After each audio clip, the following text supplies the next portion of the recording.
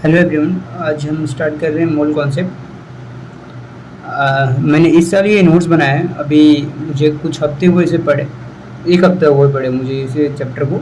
इसका मैंने टेस्ट भी दे दिया। ये चैप्टर मैं आपको एक बार एक्सप्लेन करने की कोशिश करूँगा, जितना मुझे आता है मैं आपको एक्सप्लेन कर पाऊँगा वो। सबसे पहली बात, मैटर।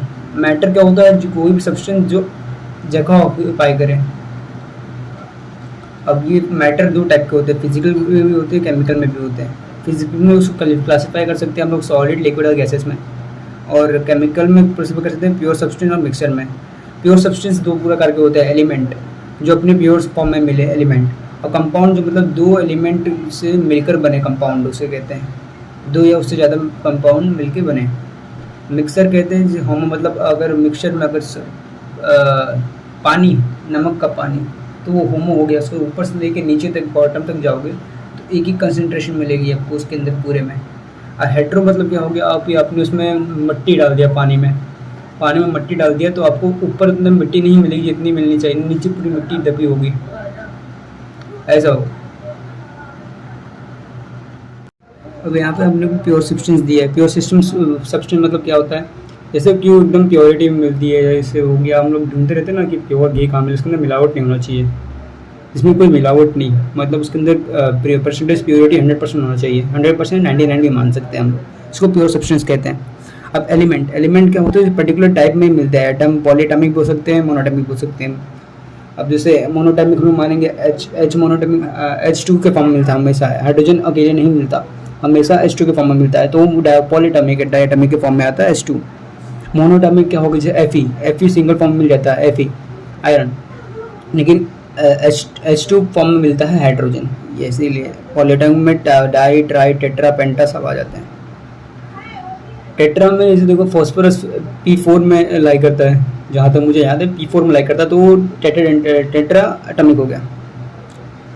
कंपाउंड के एक से ज़्यादा एटम या डिफरेंट टाइप के एटम्स, एक से ज़्यादा मतलब अगर खुद में ही है तो एक से ज़्यादा हो जाए, या फिर डिफरेंट टाइप के एटम्स मिलके एक कंपाउंड बनाते हैं। अभी CaCO3 कैल्शियम कार्बोनेट, तो इसमें कैल्शियम का एक एटम है, कार्बन का एक एटम है, और ऑक्सीजन का 3 एटम है, मिलके बना है कैल्शियम कार्बोनेट। अब मॉलिक्यूल की बात करेंगे, मॉलिक्यूल एक एटम से ज़्यादा प्रेजेंट है, मतलब H2 हो गया, CO2 हो गया, H2O हो गया। मॉलिक्यूल देखो, एलिमेंट कैन भी मॉलिक्यूल हो सकता है, क्योंकि देखो हम लोग जो हमारा H2 है, H2 जो हमारा है हाइड्रोजन, वो एक पॉलीएटॉमिक एलिमेंट भी है और मॉलिक्यूल भी अपना जाएगा।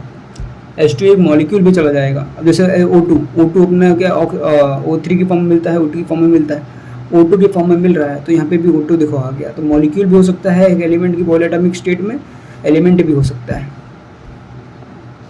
अब दूसरे पेज पे चलते हैं, वीडियो पॉज करता हूँ फिर चालू कर देता हूँ। देखो वही स्टेटमेंट यहाँ पे वेरीफाई करने के लिए पहला स्टेटमेंट हम लोग को दिया है, और मॉलिक्यूल्स आर कंपाउंड्स, सारे मॉलिक्यूल ही कंपाउंड होते हैं। ऐसा नहीं हो सकता कि एलिमेंट्स भी होते हैं। देखिए थे मैंने एग्जांपल बताया था H2 का, जो कि एक एलिमेंट है, प्योर एलिमेंट, कंपाउंड नहीं है, तो इसलिए all molecules are not compound. ई पॉलेट में देख लो, डाइट टेट्रा पीछे लिखा होता है एग्जाम्पल्स में, वही सेम यहाँ पे, इसलिए गलत हो गया। अब सेकंड एग्जाम्पल स्टेटमेंट है, ऑल कंपाउंड्स आर मॉलिक्यूल्स, सारे कंपाउंड मॉलिक्यूल्स हो सकते हैं। बिल्कुल, मॉलिक्यूल का मतलब भी होता है कि एक से ज़्यादा प्रेजेंट हो अमाउंट में, अकेले प्योर सब्सटेंस के रूप में ना मिले, उसके अंदर एक से ज़्यादा प्रेजेंट हो, तो भी हो सकता है। और स्टेटमेंट 3 क्या है? Compound are pure substance, compound pure substance होते हैं, बिल्कुल उसके अंदर मिलावट ही नहीं होती है, क्योंकि देखो वो बहुत एक से ज़्यादा मिलके बने हो। प्योर सब्सटेंस तो प्योर सब्सटेंस हैं वो, क्योंकि उसके अंदर CaCO3 ले रहे हो, तो उसके अलावा कोई और उसके अंदर आएगा नहीं, तो CaCO3 की अमाउंट ही रहेगी उसके अंदर, इसलिए ये भी राइट हो जाएगा। Statement 4, when more than one atom is present it is known as compound. When more than one different type of atoms, ऐसा होगा तो शायद ये करेक्ट हो जाए, लेकिन अभी तो रॉन्ग है। मोर than one atom is present का, इसलिए रॉन्ग हो जाएगा। अब मिक्सचर्स की बात आते हैं। मिक्सचर्स क्या देता है कि when more than one substance, more than एक से ज़्यादा सब्सटेंस इसमें प्रेजेंट हो। होमोजीनियस मिक्सचर को मैंने बताया था, होमोजीनियस में फेज सेम होता है। फेज देखो, फेज जो नज़र आता है हमें उसे फेज कहते हैं, जो हमें नज़र आए। अब पानी में दिखता है, पानी एक फेज है, सिंपल सी बात है। और उसमें हम लोग चीनी पानी लें, मतलब वही पानी में शक्कर मिला के, तो अब नज़र आता है, होमोजीनियस मिक्सचर है वो। डिफरेंट फेज मतलब देखने में हम लोग को मालूम पड़ जाएगा मिट्टी अलग है, पानी अलग है, देखने से मालूम पड़ रहा है, तो हेट्रोजीनियस हो गया, क्योंकि उसकी पूरी अमाउंट पूरे कंसंट्रेशन में सेम नहीं होती, इसलिए। बाकी मेजरमेंट्स के थोड़े हैं, ये देख लीजिए आप। 1 डेसीमीटर लीटर क्यूब 1 लीटर के बराबर होता है, 1 सेंटीमीटर क्यूब 1 सीसी के बराबर, जो 1 सीसी होता है 1 ml के बराबर। 1 metre cube is equals to होता है 10 की पावर 3 लीटर, और 1 मीटर क्यूब होता है 10 की पावर 3 डेसीमीटर क्यूब। वही 10 डेसीमीटर क्यूब हो जाएगा वही लीटर। ठीक, अब चलते हैं और आगे।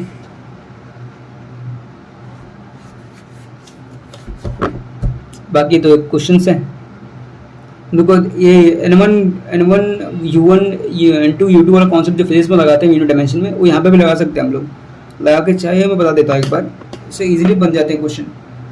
हमें इतना तो पता है कि नैनो का मतलब क्या होता है और इसका मतलब क्या होता है। 5 सेंटीमीटर को हम लोग को नैनो में कन्वर्ट करना है। 5 सेंटीमीटर को x नैनो के बराबर हो गया। ठीक है, 5 सेंटीमीटर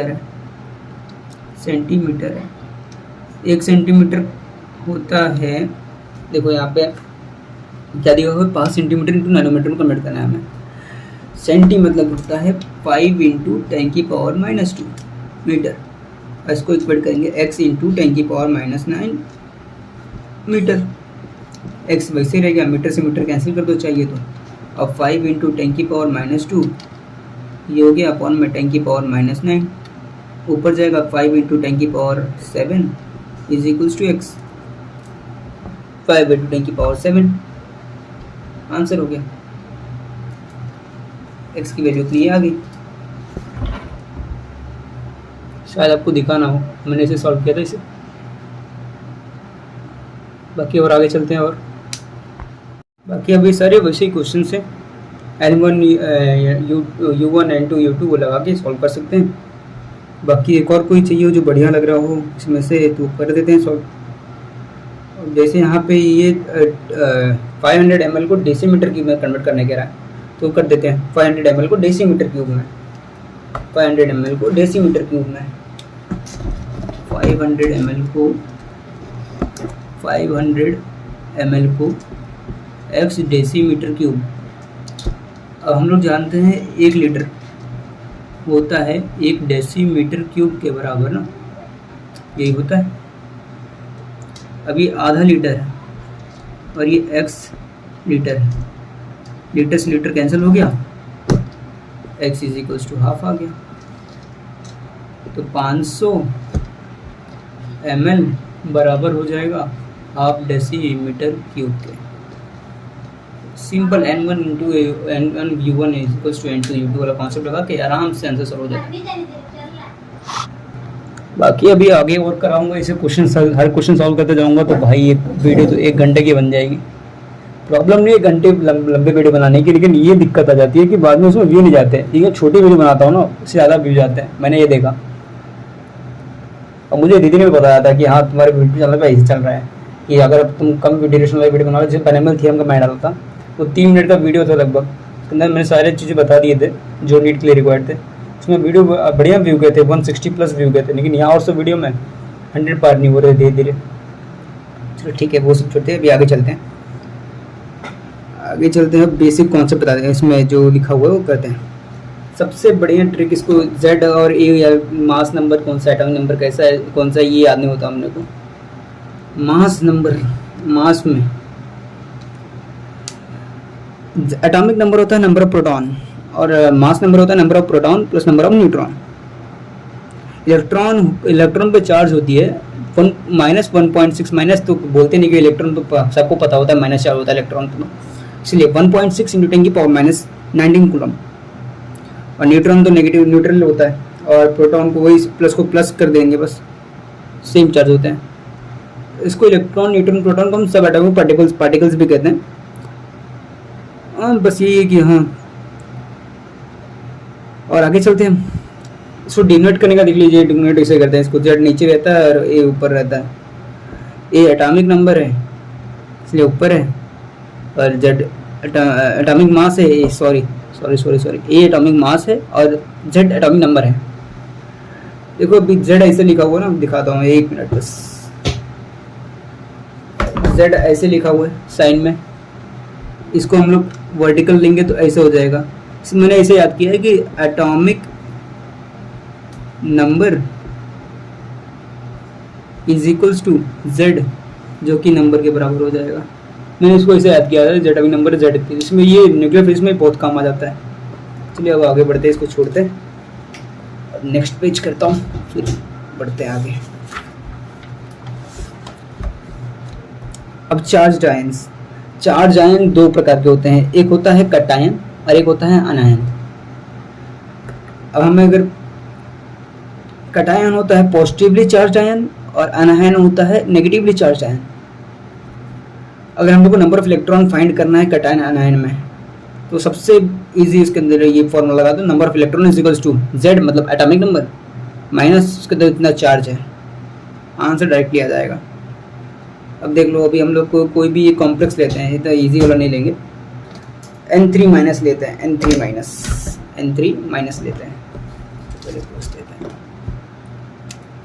n3 माइनस लेते हैं,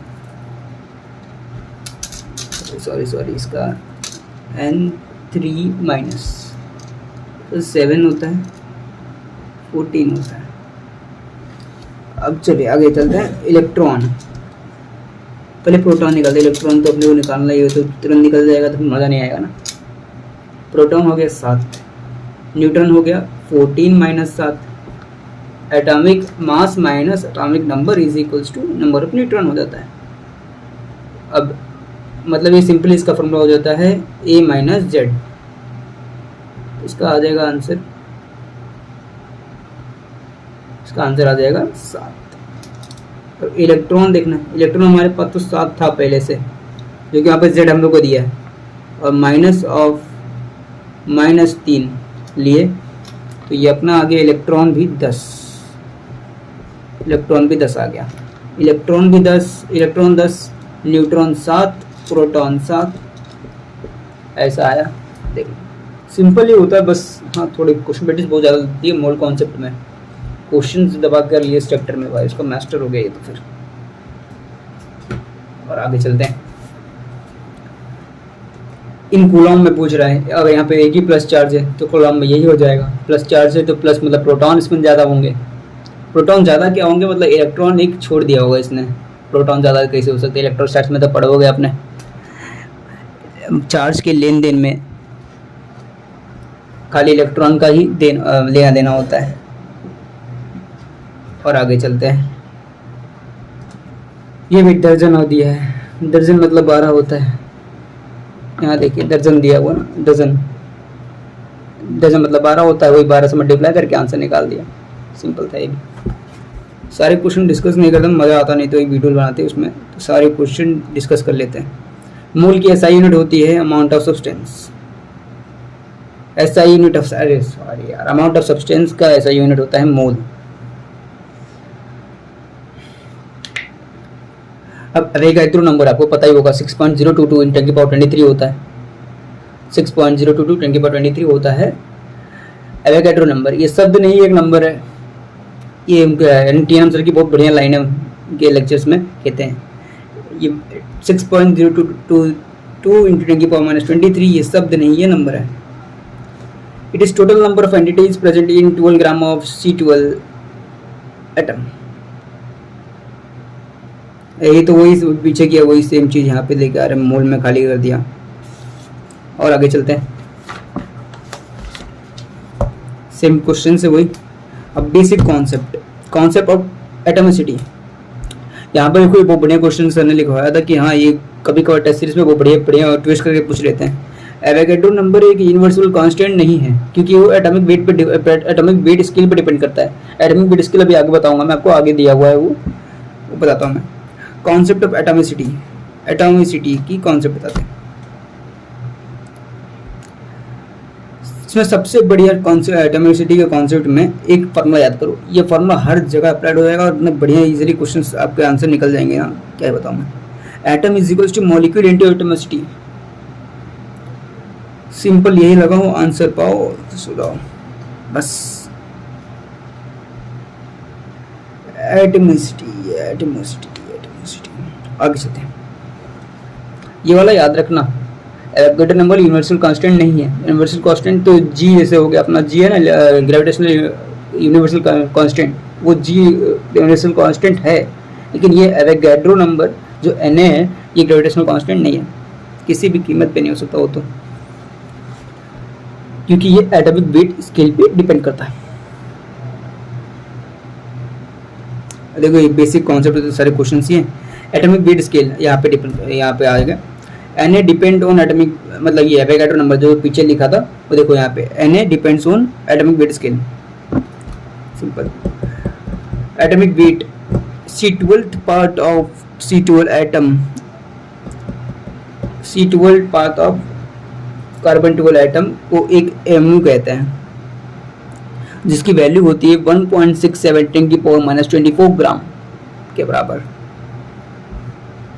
और आगे चलते हैं, क्वेश्चन सभी जो बड़े बड़े क्वेश्चन रहेंगे उसको लेंगे लास्ट वाले पार्ट्स में, अभी दे देंगे उसको। वही सेम क्वेश्चन देखो, अगर 1 ग्राम मिलेगा तो 3 की पावर बढ़ जाएगी, 27 हो जाएगा ऊपर।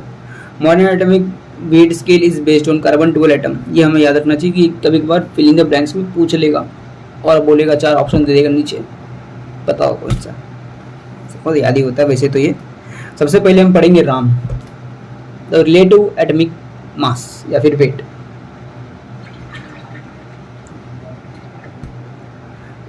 राम होता है एक एटम का वेट AMU में। AMU क्या होता है, एक AMU किसके बराबर होता है 1.67 10 की पावर -24 ग्राम के बराबर।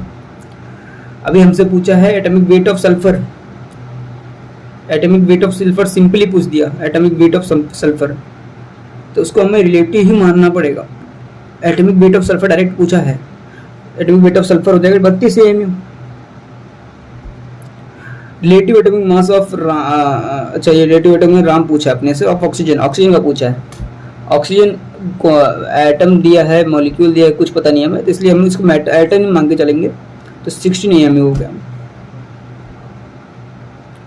H2O का मोलिकुलर मास पूछा है अपने से। H का होता है +1, फिर यहाँ पे 2 दिया हुआ इसलिए +2, और ऑक्सीजन का 16, 2 + 16 18 AMU आंसर हो गया। बस वही सब यहाँ पे वही सारे क्वेश्चन करते। देखो यहाँ पे 10 मिनट की वीडियो होगी और पीछे की 3 मिनट की कंबाइन करना है। अब ये आम आ गया एक्चुअल एटॉमिक मास। एक एटम का वेट ग्राम किलोग्राम में, ग्राम में भी ले सकते हैं, किलोग्राम में भी ले सकते हैं, क्योंकि AMU की वैल्यू हमने 2 में ऐड की है, एक ग्राम में एक किलोग्राम में। ग्राम में किया होता हम लोग ने 1.67 10 की पावर -24 ग्राम में, और किलोग्राम में याद किया था 1 AMU बराबर 1.67 10 की पावर -27 kg के बराबर। बस अभी आगे चलते हैं। Actual molecular weight of water, देखो वहाँ पे सेम, खाली AMU की जगह पे इन्होंने वैल्यू पुट की और ग्राम में लिख दिया। AMU में कुछ नहीं है, जितना हम लोग राम निकाला, राम में जो AMU लिखा था अपने पास उसका वैल्यू पुट कर दिया, वैल्यू पुट करके लास्ट में ग्राम लगा दिया, बस वही है राम, बाकी कुछ नहीं है। अब ये आ गया mass of 1 mole of item, ये तो वही 12 ग्राम कैसे आया वो सब करने के लिए, ठीक है। अब लोग सबसे बढ़िया बात याद करना है अपने को, ये 1 AMU इंटू 1 मोल, दोनों मोल कहते हो एवोगैड्रो नंबर एक ही बात है, दोनों मल्टीप्लाई करेंगे आंसर एक आएगा, 1 ग्राम के बराबर होगा। 1 AMU इंटू 1 एवोगैड्रो नंबर बराबर 1 ग्राम होगा। अब ग्राम देखते हैं, या फिर मोलर एटॉमिक मास भी इसे कहते हैं, ग्राम एटॉमिक मास या फिर मोलर एटॉमिक मास इसे कहते हैं। 1 मोल एटम का मास, दुनिया की किसी भी सब्सटेंस के 1 मोल का मास उसके एटॉमिक या उसके मोलिकुलर मास के बराबर होगा, लेकिन ग्राम में होगा, जो भी होगा ये लिखा है यहाँ पे पॉइंट्स। दुनिया के किसी भी सब्सटेंस के 1 मोल का मास उसके एटॉमिक या उसके मोलिकुलर मास के बराबर होगा। एटम, यहाँ पे एटम मॉलिक्यूल को अलग अलग कर दिया है, बाकी तो सब सेम ही है। अगर एक समझ लिया, दूसरा तो वो लिखा हुआ है, अब तो देख लेना पॉज करके, मैं खाली एटम बता देता हूँ। एटम, एटॉमिक वेट AMU में लिखते हैं, रिलेटिव वेट AMU में लिखते हैं, लेकिन रिलेटिव में क्या होता है, रिलेटिव में क्या होता है कि AMU में दिया होता है, राम में AMU में दिया होता है, और आम में क्या होता है हमें उसे ग्राम में कन्वर्ट करना पड़ता है 1.67 10 की पावर -24 उसका वैल्यू पुट करके, और ग्राम में क्या होता है, ग्राम में उसको हम लोग 1 मोल का एटम लेना पड़ता है, ठीक है। देखो वही वाली चीज़ पीछे जो हमने पढ़ा था वही आ गया। 1 AMU 1/Na तो हो जाएगा जब 1 के बराबर, 1 ग्राम के बराबर ही है। तो ग्राम के बाद ऑफ नहीं तो वो मोल नहीं। अगर ग्राम, अगर यहाँ पे कुछ क्वेश्चन में दिया है 1 ग्राम ऑफ दिया हुआ है तो ये ग्राम ही है, उसका मतलब मोल नहीं होता। अगर 1 ग्राम एटम दिया है, डायरेक्ट 1 ग्राम एटम, तो 1 मोल के बराबर हो सकता है। मैं क्वेश्चन दिखाऊंगा मैं आपको आगे, तो आपको क्लैरिटी आएगी उसके अंदर भी बताता हूँ। देखो यहाँ पे 2 ग्राम एटम ऑफ ऑक्सीजन दिया हुआ है, 2 ग्राम एटम दिया है, उसे 2 मोल एटम ऑफ ऑक्सीजन भी कह सकते हैं डायरेक्टली, कोई भी दिक्कत नहीं होगी इसके अंदर हमें। और आगे चलते हैं। 2 ग्राम ऑफ मॉलिक्यूल ऑफ, देखो यहाँ पे एटम दिया था, एटम ओ इसलिए लिया खाली, मॉलिक्यूल दिया O2 ले लिया, ऑक्सीजन का, ऑक्सीजन देखो अगर हम लोग कुछ नहीं दिया है कि यहाँ कोई दिया लिखा ही नहीं कि ग्राम हम लोग एटम लेना है कि मॉलिक्यूल लेना है, तो हम लोग देखेंगे सबसे ज़्यादा अबंडेंट नेचर में कौन सा पाया जाता है उसका स्टेट, तो हमें पता है ऑक्सीजन के गैस का फॉर्म ज़्यादा मिलता है, इसलिए हम लोग यहाँ पे O2 ले लिया।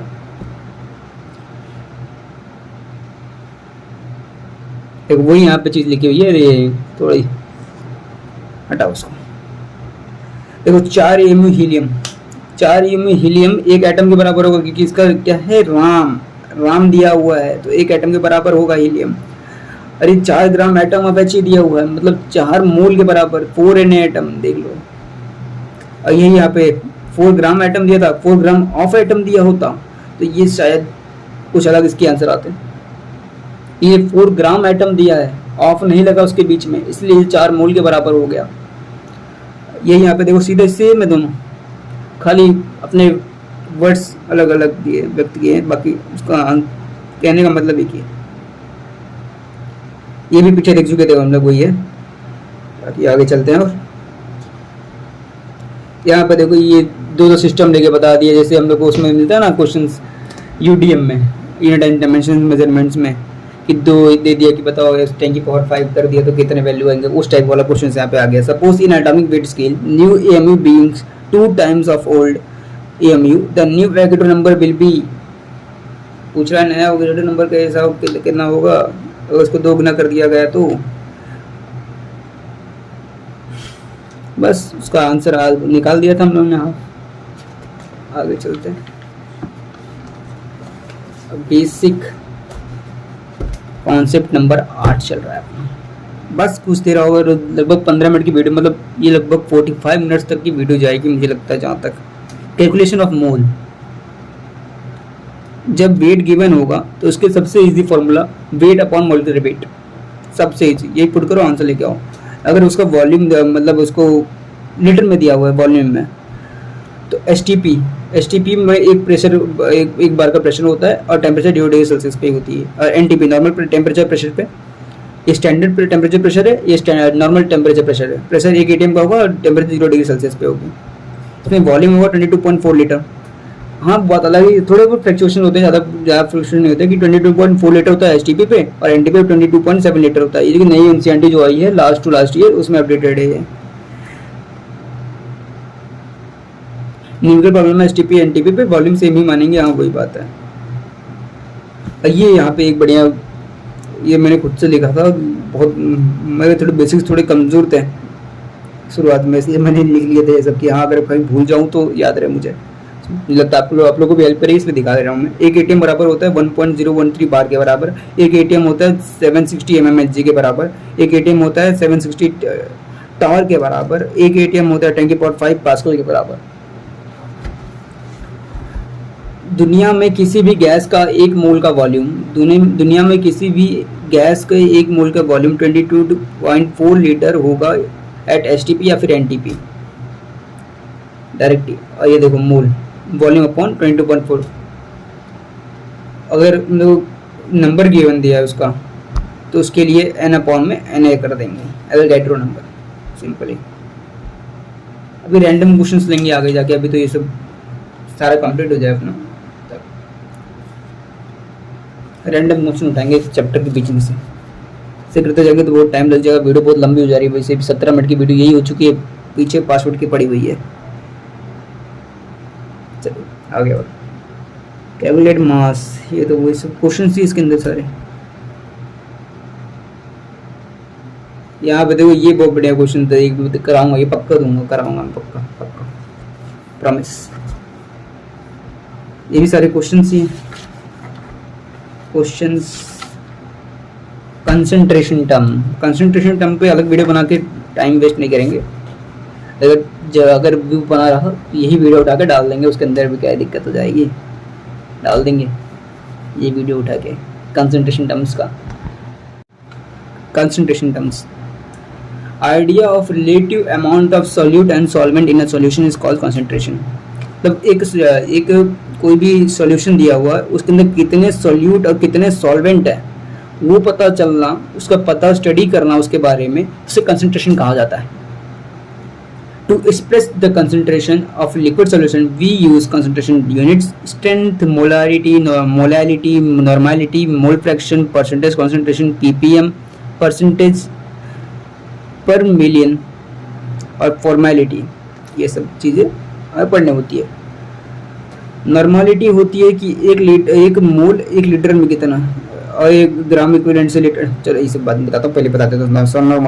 नॉर्मलिटी होती है 1 मोल के कंपेरिजन में कहते हैं कुछ, नॉर्मलिटी को 1 ग्राम इक्विवेलेंट के टर्म्स में कुछ कहते हैं, और स्ट्रेंथ को ग्राम के टर्म्स में कुछ कहते हैं, दिख नहीं रहा होगा, ग्राम के टर्म्स में कुछ कहते हैं। मोलैरिटी सबसे पहले आ गया, 1 लीटर सॉल्यूशन में सॉल्यूट के कितने मोल हैं, ये मोलैरिटी बताती है हमें। 1 लीटर सॉल्यूशन में सॉल्यूट के कितने मोल हैं। अब सॉल्यूट को हम लिखेंगे ज़्यादातर बी से और सॉल्वेंट को ए से, यहाँ पर देखो स्पेसिफाई भी कर दिया है, सॉल्वेंट को ए से और सॉल्यूट को बी से। अब मोलैरिटी होती है number of moles of solute upon में वॉल्यूम ऑफ सॉल्यूशन, मतलब NB अपॉन में BL, 3 लीटर। अगर हम लोग को मोल नहीं पता तो पीछे भी पढ़ जो मोल कॉन्सेप्ट का वीडियो आई थी उसके अंदर ही बताया था, या फिर अगर अभी आप वीडियो देख रहे हो तो समझ जाओ यार ये चक्कर है, इसलिए बोलना पड़ रहा है।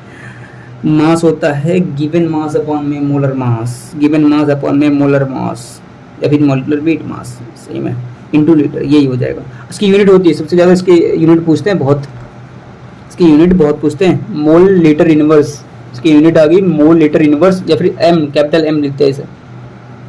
Molarity depend on temperature, temperature पे कोई चीज़ डिपेंड करेगा या नहीं करेगा, कैसे पता चलेगा हमें। सबसे बढ़िया सबसे इजी ट्रिक उसकी कि नीचे देखो, अगर वो कोई उसका फार्मूला दिया हुआ है, उसके अंदर वॉल्यूम आ रहा है, अगर वॉल्यूम आ रहा है तो टेम्परेचर डिपेंडेंट होगी, अगर वॉल्यूम नहीं आ रहा है तो टेम्परेचर इंडिपेंडेंट होगी। इसके अंदर देखो वॉल्यूम आ रहा है अपने पास, इसके लिए ये देख लो ये टेम्परेचर डिपेंडेंट क्वांटिटी हो गई। चलिए और आगे चलते हैं।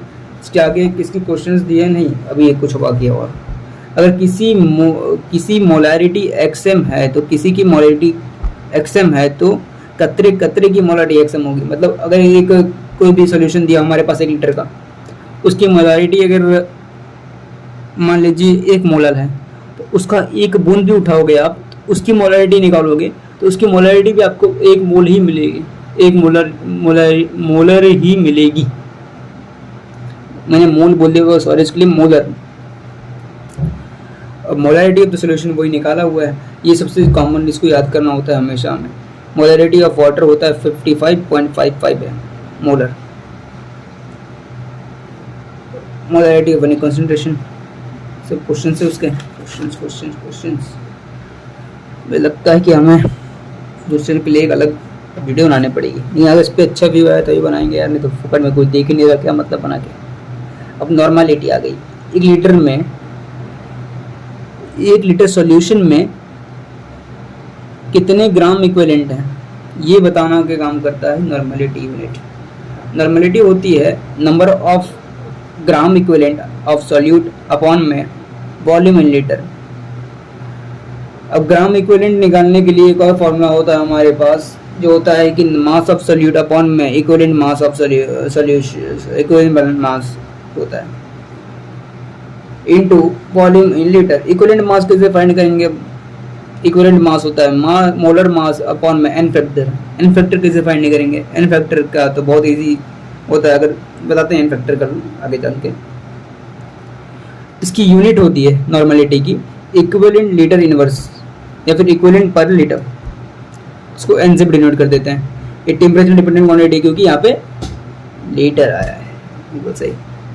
अब रूल्स ऑफ n फैक्टर देख लो, अगर कोई आयन है उस पर चार्ज दी हुई है, कितना उसके ऊपर चार्ज है वो इसका n फैक्टर हो जाएगा। एसिड दिया हुआ तो जितने इसके अंदर H प्लस इरेस्पेसिबल होंगे, मतलब उसको रिप्लेस कर सकते होंगे। वो उसका नेट फैक्टर हो जाएगा। H2SO4 में H2 मतलब 2 H रिप्लेस हो सकते हैं, तो SO4 2 माइनस हो जाएगा, तो उसका एन फैक्टर हो जाएगा। तो बेसिसिटी में इसकी एसिडिटी देखी, बेस में इसकी एसिडिटी देखी जाती है, मतलब OH आयन कितना ये रिप्लेस कर सकता है। NaOH इसमें अंदर देखो एक OH रिप्लेस हो सकता है, इसीलिए इसको एक एन फैक्टर हो जाएगा इसका। और टोटल पॉजिटिव और नेगेटिव चार्ज पे माना जाता है इसमें अंदर, हाँ कि टोटल कितना पॉजिटिव नेगेटिव चार्ज है उसके हिसाब से सॉल्ट में देखा जाता है।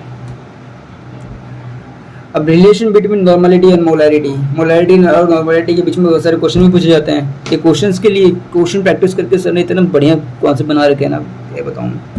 नॉर्मलिटी होता है मोलैरिटी इंटू एन फैक्टर, तो n equals to m into N factor. N factor बता दिया आपको कॉन्सेप्ट उसका। एन फैक्टर ऊपर से एक अलग वीडियो बना दूंगा इसमें से काट के, और क्या वीडियो के फायदे बहुत है यार, एक बनाओ 1000 डालो, क्या दिक्कत है। अब स्ट्रेंथ आ गया, 1 लीटर में सोल्यूट का कितना ग्राम है ये स्पेसिफाई करता है strength. The mass of solute in gram dissolved in 1 litre solution is known as strength in gram per litre. Gram per litre इसका यूनिट होता है। स्ट्रेंथ होता है मास of solute in gram upon में वॉल्यूम इन लीटर। ये इसमें volume आ रहा है, टेम्परेचर डिपेंडेंट क्वांटिटी हो गई, तो पता चल गया आपको। इसका रिलेशन होता है मोलैरिटी से। Strength is equals to mmb, S is equals to mmb, S is equals to mmb, ऐसे याद करो। ये मोलैरिटी हो गया into molecular mass of solute. B बताया था आपको, A होता है सॉल्वेंट, B होता है सोल्यूट। अब नॉर्मलिटी से निकालेंगे तो S is equals to N into EB, S is equals to N into EB। EB क्या है? Equivalent weight of solute. अब मोलैरिटी आ गई, small m। The number of mole of solute present in 1000 gram of solvent is called its molality of solution. छोटा m होता है number of moles of solute upon में amount of solvent in kg। Number of moles of solute into 1000 upon में amount of solute in ग्राम। अगर यहाँ पे ग्राम लिखना है तो ऊपर 1000 से मल्टीप्लाई करना ही पड़ेगा कॉमन सेंस से। सबसे इसका जनरल फॉर्मूला ये है, इसको याद करो, number of moles of solute into upon में amount of solvent in kg। इसकी यूनिट होती है मोल पर kg या फिर छोटा m से कहते हैं। ये टेम्परेचर इंडिपेंडेंट है क्योंकि इसके अंदर वॉल्यूम आ ही नहीं रहा है, यहाँ पे वॉल्यूम दूर दूर तक नहीं दिख रहा है, इसलिए यहाँ पे ये टेम्परेचर इंडिपेंडेंट हो जाएगा। ये अलग का अकेला मुझे लगता है कंसंट्रेशन टर्म्स है जिसके अंदर कंसंट्रेशन टर्म है जिसमें वॉल्यूम नहीं आ रहा और ये टेम्परेचर इंडिपेंडेंट है।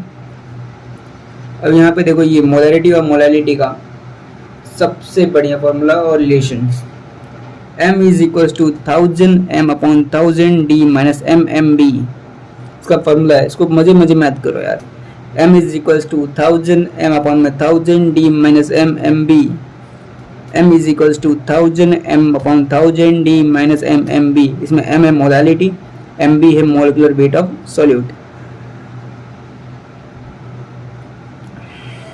अब आगे चलते हैं क्योंकि इसका क्वेश्चंस है, क्वेश्चन के लिए बताया दिया यार, बनाने पड़ेंगे अलग ही कुछ, इसमें तो नहीं होने वाले। क्वेश्चन कराने जाऊंगा तो भाई ये वीडियो बहुत लंबी हो जाएगी, वैसे ही 8 मिनट चल रहा है ये पहले से ही। आओ आगे, concentration in terms of percentage. Percentage weight by weight होता है percentage wait of solute upon volume of solution into 100। ये परसेंटेज वेट बाय वेट हो गया। परसेंटेज वेट बाय वॉल्यूम हो जाएगा volume of solute upon volume of solution upon में into 100। अब percentage volume weight by volume हो जाएगा weight of solution upon में वेट ऑफ सोल्यूट अपॉन में वॉल्यूम ऑफ सोल्यूशन इनटू 100। अगर कुछ नहीं दिया हुआ है, अगर खाली इतने परसेंटेज दिया हुआ है तो हम मान के चलेंगे कि इसको ही पूछ रहे हैं percent weight by volume, generally इसको ही लेते हैं। कुछ परसेंट खाली कुछ नहीं दिया, परसेंटेज दिया हुआ है तो यही मानेंगे हम। अब स्ट्रेंथ से रिलेशन होता है strength is equals to percentage weight by volume into 10 होता है। अब मोलैरिटी से इसका रिलेशन होता है percentage W by W into D. Density क्यों लिखा? क्योंकि लिक्विड सोल्यूशन कुछ भी हो सकता है, डेंसिटी उसकी देखनी पड़ेगी, तो डेंसिटी इंटू 10 अपॉन में मोलिकुलर वेट ऑफ सोल्यूट, ऐसा होता है।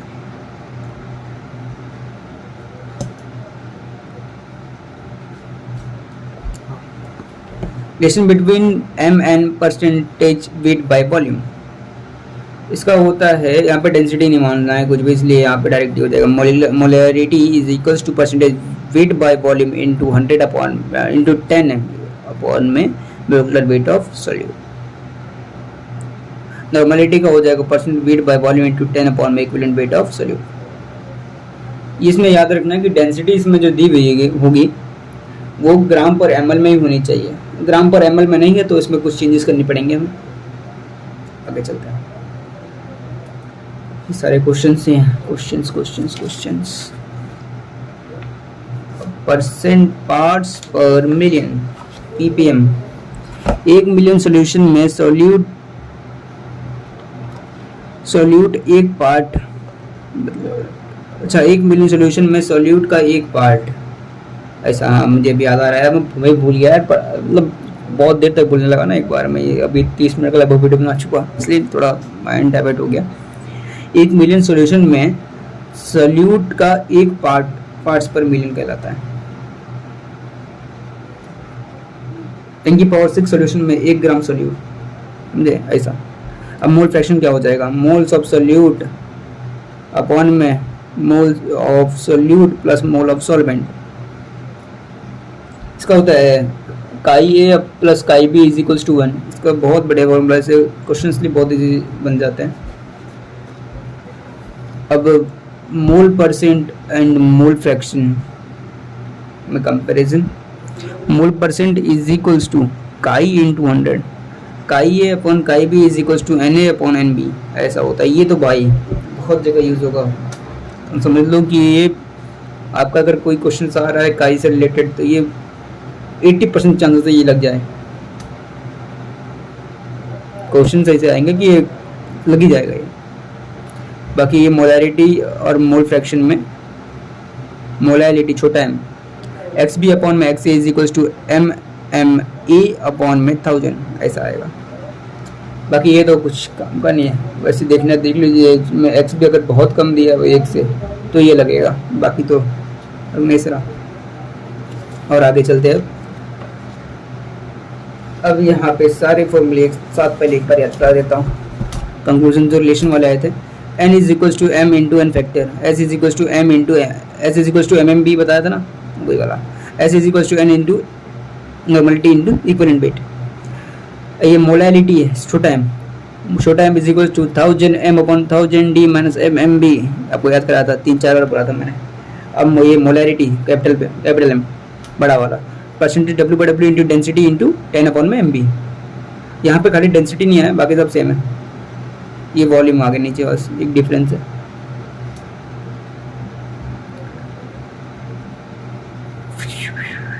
बाकी ये काई बी वाला रिलेक्शन मोलैलिटी के टर्म्स में, मोलैलिटी मतलब छोटा है। बस ये सब उसके ऊपर क्वेश्चंस हैं, बहुत सारे क्वेश्चंस कराए थे सर ने, क्वेश्चंस। और यहाँ पे खत्म हुआ चैप्टर।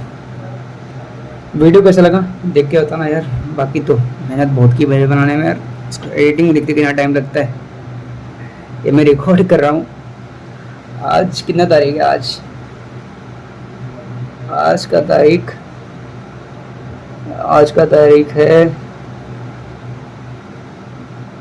हाँ, आज 21 जुलाई रात के 9:30 बजे रिकॉर्ड कर रहा हूँ। रिकॉर्डिंग अभी यहाँ पे बंद हो रही है। फिजिकल केमिस्ट्री TNM सर से पढ़ रहा हूँ। ये सब नोट्स थे, नोट्स दिखा, मैं नोट्स डाल दूंगा इसको ड्राइव में डाल के, नीचे कमेंट में लिंक दे दूंगा। चलिए ठीक है, तब तक के लिए बाय। बहुत दिन बाद वीडियो है, उससे सॉरी, उसके लिए थोड़ा बिजी हुआ था सेटअप में। अभी देखो ये आपको लाइट्स में पड़ा हुआ, लाइट्स बंद करूँगा, ख़त्म। चलिए बाय बाय।